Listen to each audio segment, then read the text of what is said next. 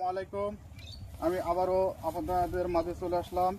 এখন আসলাম এই আমিরপুর মাঠে, একটু ধান ক্ষেত আপনাদের ধান ক্ষেত দেখাবো, কিভাবে ধান চাষ করতে হয়। দেখুন এই যে চাষারা ধান নেড়াছে, একটু আপনারা ভালো করে দেখুন,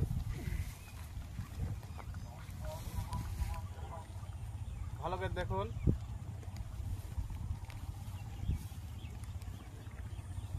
এই যে ভাইয়ের সাথে কথা বলবো।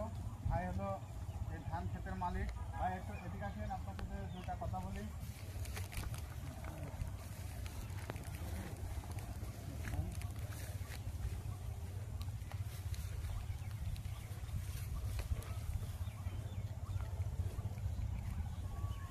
এই যে মাঠের ধান ক্ষেতটা আপনারা দেখছেন ধান ক্ষেতটা, এই দেখেন ধান ক্ষেত, মাঠ জুড়ে প্রায় ধান ক্ষেত।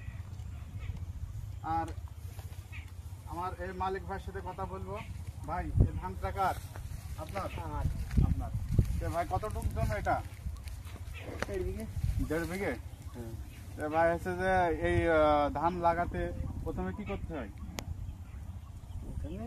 পাকানোর পরে সার বিষ যেগুলো দেওয়ার দরকার সেগুলো দিয়ে তারপরে লাগানো হয়। এই ধানের বইতে আপনার কত টাকা খরচ হয়েছে আনুমানিক? খরচ তো হিসাব রাখা হয়নি, খরচ ভালোই খরচ হয়েছে।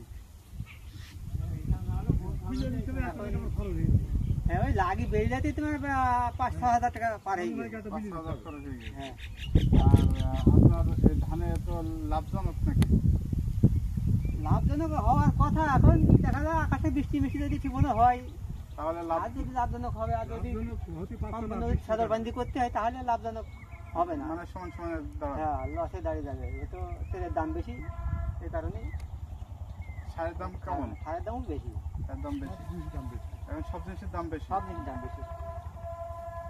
এই ধানটা কত মাস হলে ধানটা কাটা যাবে? 90 দিন। 90 দিনে।